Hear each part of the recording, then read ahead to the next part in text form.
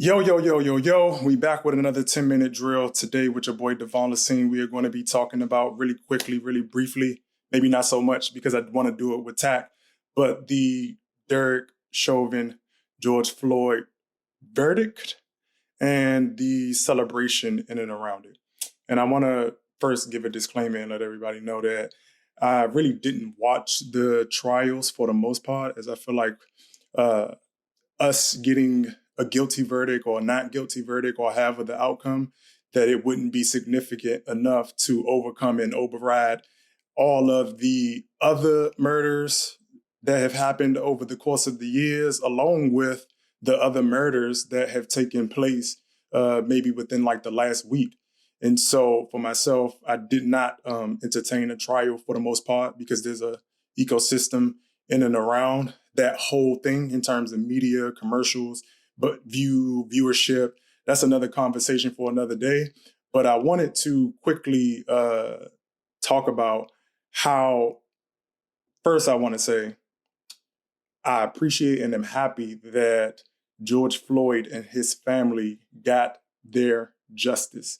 In the same time, I also want to acknowledge and help everybody understand that this isn't a win for the collective. This is a win for the family.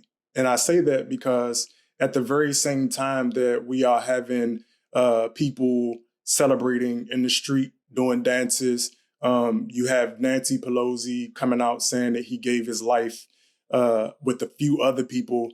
I want people to understand that in all of this, first off, this man did not give his life. He was murdered, which is why it's an issue. He should not have been murdered. And nobody should be in a position to even be murdered unconscionably. I've also heard that, unfortunately, people believe this is going to set a precedent moving forward. And I want to, talk about a little something.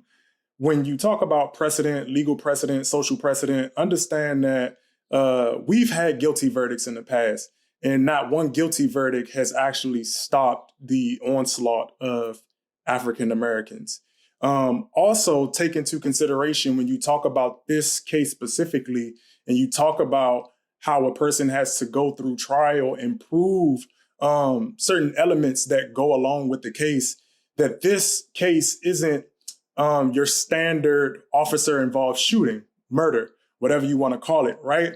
Because what happens, and especially when you have a person who had their knee in a person's neck for 9 minutes and 28 seconds, you're dealing with a very nuanced situation in terms of the argument that we typically hear from officers in terms of being in fear for their life and having to make a split-second decision. So with that being said, understand that there are certain arguments that Derek Chauvin didn't have as it pertains to being justified in murdering this man as he held his knee in his neck. Also understand that when we are talking about precedent, I want us to understand that while this trial was going on, we've had at least 10 other cases. The very bad ones have made it to the news. And then, to my knowledge, another little young girl has been shot by the police. And I say all that to say that I want people to understand that because we see this guilty verdict being given to us, that we don't need to accept that as a win. The win is in the policy. The win is in the quote unquote tangibles that we like to talk about. So when we talk about reparations, when we talk about economic policy, when we talk about policy for small businesses, when we talk about specific set-asides, we also, in contrast to this very situation right now, have a president who's backed out of his campaign promise in creating a commission. From his words, is that he doesn't necessarily believe that it's necessary to have one because we already have the proof. I thought that was very interesting in the sense that I feel as though the same case can be made for reparations. But even with that, I still think commissions for this type of issue that has been going on since the inception of the nation need to have an ongoing commission to rectify a lot of these issues that we still currently see, whether it be Trump America, Biden America, Obama America. These things continue to take place. And so I want to say all of that to say, please do not take this as a win. Please do not allow this nation to believe that we are willing to accept this as the bar in terms of the African American community. Please hold firm. I'm not saying that you can't be happy. I'm not saying that you can't feel good about that guilty verdict, because we should in some cases. But understand on the other side of that is the bare minimum. That is not a win.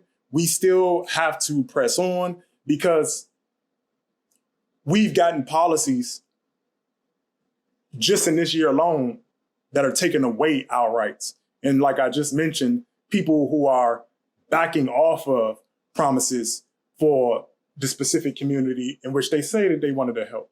So, y'all, I just wanted to chop it up real quick about that, because I see everybody, celebrating, which I think overly celebrating, because it shouldn't be this hard, and it shouldn't be such a climate that is so uncommon that we celebrate it when it happens. And also understand that it is really hard, or it would have been really hard politically, when you talk about civil unrest, when you talk about Black Lives Matter, when you talk about ADOS, when you talk about all of these movements, Sunrise, because everybody is on the defund police, or however you want to approach it. Everybody is on that angle.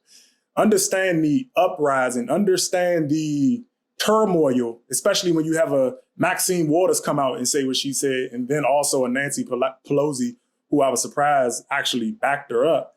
But understand that if it didn't come down that way, what they were dealing with as a nation. So some of it was due to the overall climate that is America right now. I just want us as a community to focus on policies. Do not let people feel like they can throw this in our faces and say, oh, well, y'all got a guilty verdict. No. And no offense to the family, but we don't care. We got a guilty verdict and we want reparations.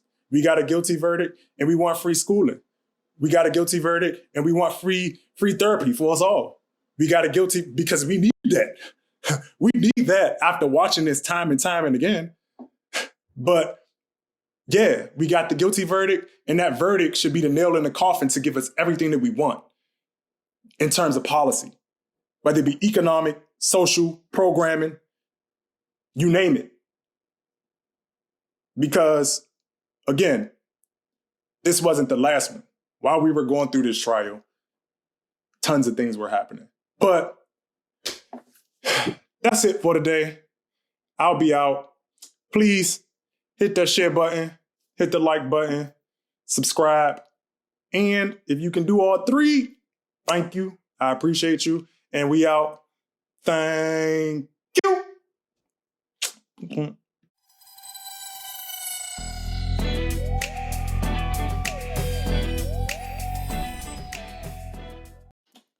Damn, and we bro, also gotta you get rapping. rid of the whole thing that we do with symbolism in terms of taking symbolism as an actual win.